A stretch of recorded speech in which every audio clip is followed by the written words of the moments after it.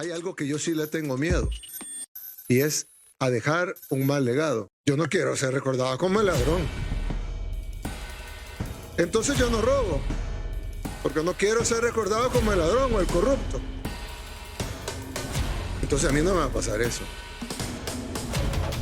Yo no voy a ser el presidente que no robó, pero se rodeó de ladrón. Pero que me recuerden como el presidente que no robó y que no dejó que nadie robara. Y al que robó lo metió a la cárcel. Yes. Yo te conozco.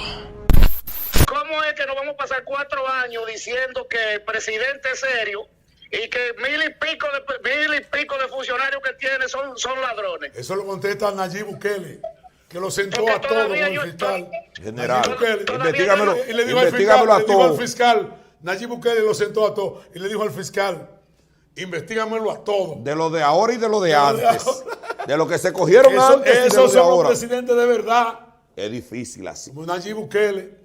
Se va a poner interesante. Un suicidio, varias detenciones y varios allanamientos es el saldo preliminar de un operativo en República Dominicana que va detrás de quienes usaron sus puestos e influencias para realizar un desfalco millonario contra el Estado durante la anterior presidencia. Entre las maniobras señaladas por el Ministerio Público están utilizar instituciones del Estado como el Ministerio de Hacienda, la Contraloría General de la República, Bienes Nacionales, el Consejo Estatal del Azúcar, la Dirección General de Catastro Nacional, la Dirección General de Presupuesto y el Banco de Reservas para desfalcar al Estado, aprovechar los conocimientos que tenían sobre el manejo de la administración pública para violentar sus procedimientos, identificar bienes que habían sido declarados de utilidad pública y a cuyos dueños no se les había realizado el pago justo precio, logrando que el Estado dominicano erogara fondos a base de maniobras fraudulentas, fondos que retornaban y se traducían en grandes beneficios económicos para los funcionarios y particulares que formaban parte de la organización. ¿Qué es lo más vergonzoso? Yo siento que ha sido nuestra Cámara de Cuentas. Esta que fue elegida, esta que se le puso tanta esperanza.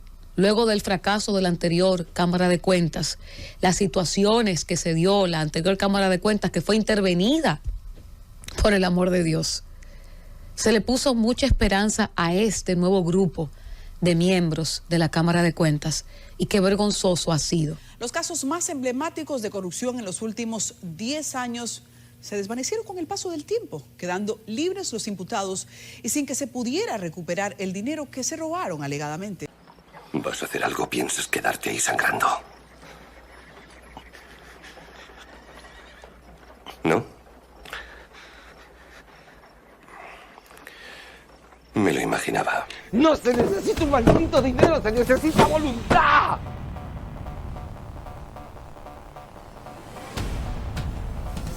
$100,000 presos lleva Bukele. ¿Cuánto lleva Abinader? Una cárcel puso a Bukele, que la pueden buscar, búscamela por favor en internet. La cárcel que hizo Bukele, 2 meses. Una cárcel de 50,000 personas presas. La Mara Salvatrucha, en 2 meses. No se necesitó dinero porque el salvador es pobre. Se necesita voluntad. ¡Fantasía! Dejé ese maldito a cargo de mi negocio. ¿Dónde diablos está? Pero no permitiremos que nos vengan a decir qué hacer. Wow. ¿De dónde les nació ese amor repentino por El Salvador? Bien. Usted hace poco no sabía cómo se quedaba. Óyeme, ese es un modelo. Yo creo que esto es lo que el mundo quiere. A nosotros nos dicen la Bukele realidad, telebukele, todo lo que ustedes quieran. Los bukelistas. Yo lo que siempre digo, el que quiera cuestionar, cuando uno defiende o critica algo, que busque la sustentación. Yo estoy viendo resultados ahí. Yo no conozco ni tengo ninguna cercanía con nadie del Salvador, pero estoy viendo resultados de Cuando falle lo criticaremos. Entonces, yo quisiera ese modelo aquí. Yo personalmente lo digo, porque a mí me importa este país. Tener el coraje, la valentía, la decisión de enfrentar las grandes mafias, los grandes ladrones que merodean el gobierno, siempre el Estado, sean funcionarios, sean empresarios, que le permita conjurar el gran mal que tiene este país, que es el narcotráfico, que lo haga con independencia, con autonomía, con asertividad, que no se deje rodear. Nosotros podemos vivir sin droga, nosotros podemos, señor presidente, vivir sin narcotráfico. Yo les ruego a Dios porque le dé a usted la valentía, repito, la asertividad, la autonomía para conjurar el narcotráfico. Si en Singapur no hay droga, en República Dominicana tampoco tiene que haberla. Prepárate, chico. Mire, yo soy un hombre drástico en lo que yo creo. Por eso en América Latina ha surgido un presidente, en América Latina, que me merece todo respeto y admiración. El presidente de El Salvador, Nayib Bukele. Miren, eso hay que hacer en la República Dominicana. Hay que declararle la guerra a la delincuencia. Dejémonos de estar teorizando tanto. Hay que garantizar la seguridad del hombre y la mujer que trabaja, del joven que estudia, de la gente que se levanta cada día a producir para su familia y que ha sido víctima de los delincuentes. Por eso yo soy un fiel seguidor de Bukele. Yo creo que es un presidente, por eso es el número 1 de América Latina. En las 2 últimas mediciones que se han hecho, ha quedado en primer lugar. Y yo creo que eso hay que imitarlo. Mano dura. Con lo malo. No, con lo malo, claro. Con lo malo. Claro, para garantizar que los buenos puedan desarrollar una vida plena. Nuestro saludo al presidente Nayib Bukele. Va para allá, un monstruo. De verdad. Y debo de decir. Ganó la presidencia para hacer quedar mal a todos los presidentes de Latinoamérica. Para que vean que sí se puede, porque él cogió su presidencia con pandemia, con corrupción, con exfuncionarios cogiendo cuarto también. Y mucha violencia. Con todo, con el nivel de homicidio más grande de Latinoamérica de pandilla. Y duran 1 y 2 semanas. 0 homicidios. Ha acabado con todo.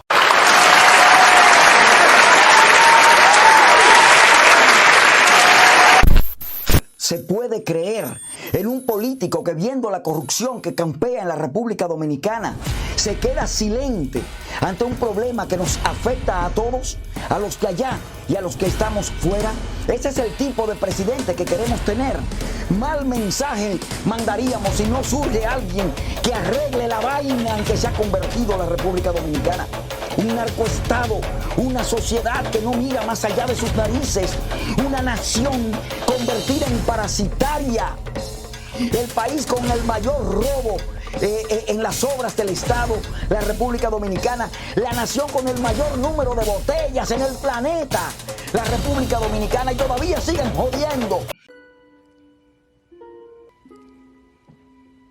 Toda o casi toda esa corrupción se ha acumulado, oiga bien, se ha acumulado como impunidad precisamente porque nunca o casi nunca se ha castigado a todos aquellos que se han robado el Estado.